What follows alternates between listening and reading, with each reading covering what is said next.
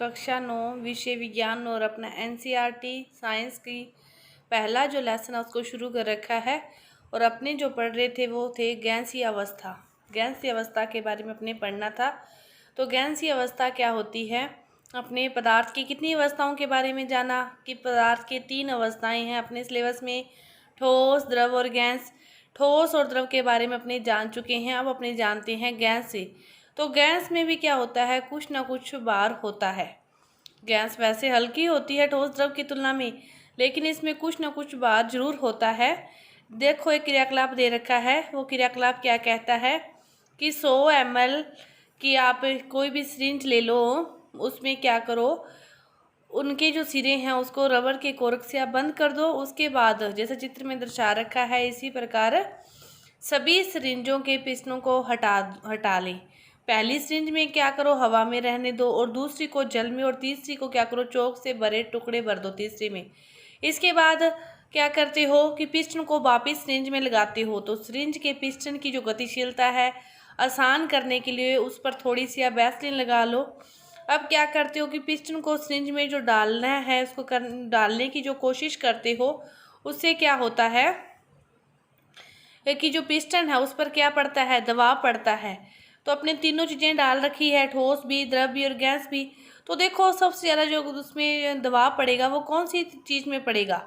तो हमने क्या देखा कि जो ठोस हैं और द्रव हैं इनकी तुलना में जो गैसों की संपीड़ितता है वो क्या होती है, काफ़ी अधिक होती है। हमारे घरों में खाना बनाने में उपयोग की जाने वाली जो एलपीजी हो, अस्पताल में दिए जाने वाले ऑक्सीजन सिलेंडर हो, इसमें संपीड़ित गैस होती है। आजकल वाहनों में ईंधन रूप में, तो अपने जो घरों में एलपीजी है और अस्पतालों में जो ऑक्सीजन सिलेंडर है इसमें जो गैस होती है वो कैसी होती है, संपीड़ित गैस होती है। आजकल जो वाहनों में ईंधन के रूप में भी सीएनजी का उपयोग होता है, तो संपीड़ितता काफ़ी अधिक होने के कारण जो गैस है इसके अत्यधिक आयतन को उससे कम आयतन वाले एक सिलेंडर में संपीड़ित किया जा सकता है और आसानी से एक स्थान से दूसरे स्थान तक भेजा जा सकता है कि उसके आयतन को कम करके उसको संपीड़ित करके एक बर्तन से दूसरे बर्तन में उसको डाला जाता है और फिर एक स्थान से दूसरे स्थान तक उसको आसानी से भेजा जाता है।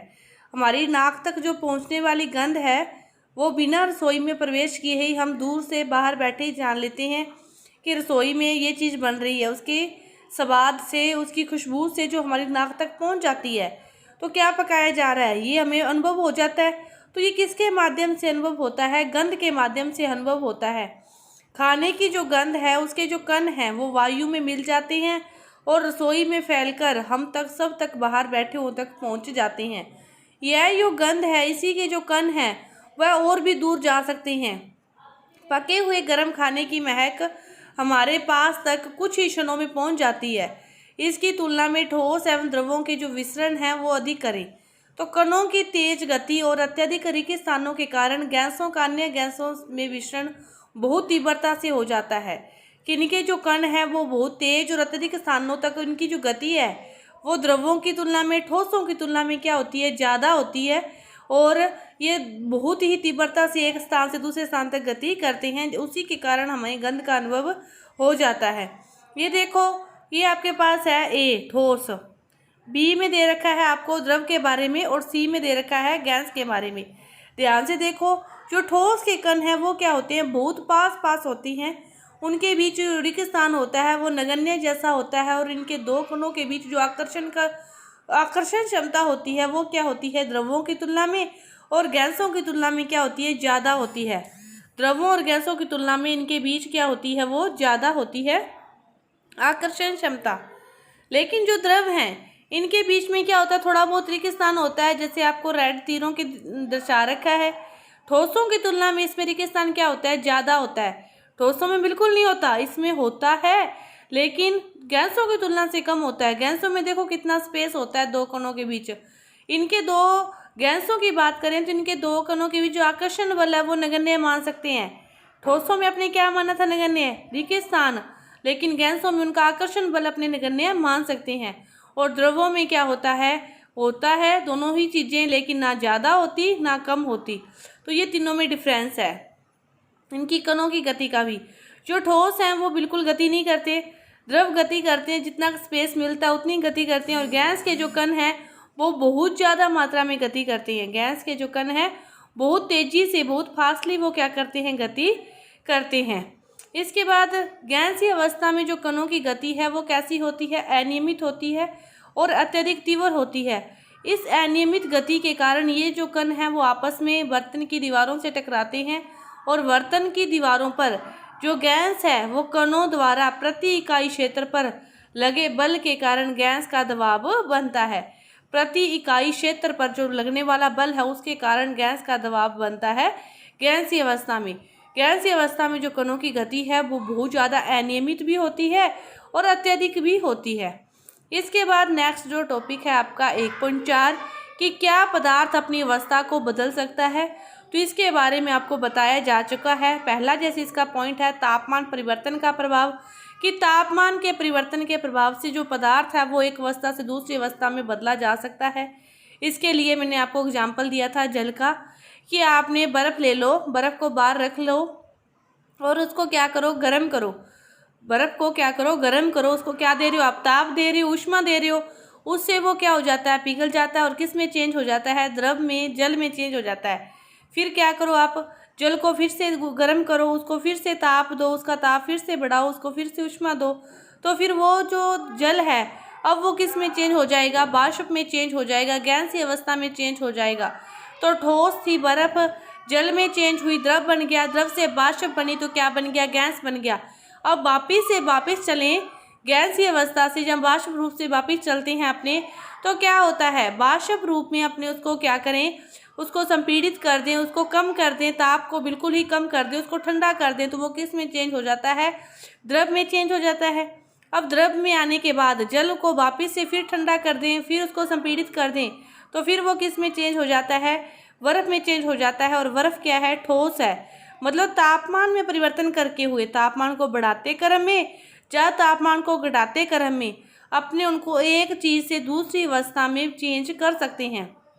कि जो ठोस के तापमान को बढ़ाने पर उसके कणों की जो गतिज ऊर्जा है वो बढ़ जाती है और गतिज ऊर्जा में वृद्धि होने के कारण ही अधिक तेजी से फिर कंपन होने लगता है और ऊष्मा के द्वारा प्रदत्त की गई ऊर्जा कणों के बीच के आकर्षण बल को पार कर लेती है और इस कारण जो कण हैं वो अपने नियत स्थान को छोड़कर अधिक स्वतंत्र होकर गति करने लग जाते हैं और एक अवस्था ऐसी आती है जब ठोस पिघलकर द्रव अवस्था में परिवर्तित हो जाता है। और जिस न्यूनतम तापमान पर ठोस पिघलकर द्रव बनता है वह तापमान क्या कहलाता है, गलनांक कहलाता है। कि ठोस को जितना अपने ताप दे रहे हैं उस जिस ताप पर वो पिघलकर द्रव में चेंज हो जाता है वह ताप क्या कहलाता है, गलनांक। कि जो ठोस है वो गल गया है और किस में चेंज हो गया है, द्रव में चेंज हो गया है। कि ठोस जिस न्यूनतम तापमान पर द्रव में चेंज होता है वह ताप क्या कहलाता है, गलनांक कहलाता है। और किसी ठोस का गलनांक उसके कणों के बीच के आकर्षण बल के सामर्थ्य को दर्शाता है। कि किसी भी ठोस का जो गलनांक है उसके कणों के बीच के जो आकर्षण बल है इसके सामर्थ्य को वह दर्शाता है। बर्फ़ का गलनांक कितना होता है, 273.15 केल्विन। और गलने की प्रक्रिया यानी ठोस से द्रव अवस्था में परिवर्तन को क्या कहते हैं, संगलन कहते हैं। और किसी भी ठोस के गलने की प्रक्रिया में जो तापमान है वो समान रहता है और ऐसे में ऊष्मीय ऊर्जा कहाँ जाती है, जो ऊष्मीय ऊर्जा है वो जब ठोस गलता है उसको ऊष्मा दी जाती है तो उसी में समा जाती है, क्योंकि ठोस की जो ताप कम था उनके अणुओं के बीच गतिज ऊर्जा के रूप में वह नष्ट हो जाती है। तो ये था आपका ठोस का उसमें चेंज होना ताप के अनुसार। इसके बाद देखो ये क्रियाकलाप में आपको समझा रखा है कि ठोस को यदि ऊष्मा दोगे तो वो किस में चेंज हो जाएगा, द्रव में। और द्रव को ऊष्मा दोगे तो वो किस में चेंज हो जाएगी, गैस में। फिर दूध से नीचे की तरफ क्या दर्शा रखा है कि गैस को आप शीतलता दोगे तो वो किस में चेंज हो जाएगी, द्रव में। और द्रव को वापस से शीतलता दोगे तो वो किस में चेंज हो जाएगी, ठोस में चेंज हो जाएगी। तो ये आपका था ताप के अनुसार किस में चेंज आपका होता है। इसके बाद जो अगला टॉपिक है दाब परिवर्तन का प्रभाव, और उसके आगे का जो पार्ट है वो अपने अगली वीडियो में करेंगे। तब तक के लिए धन्यवाद।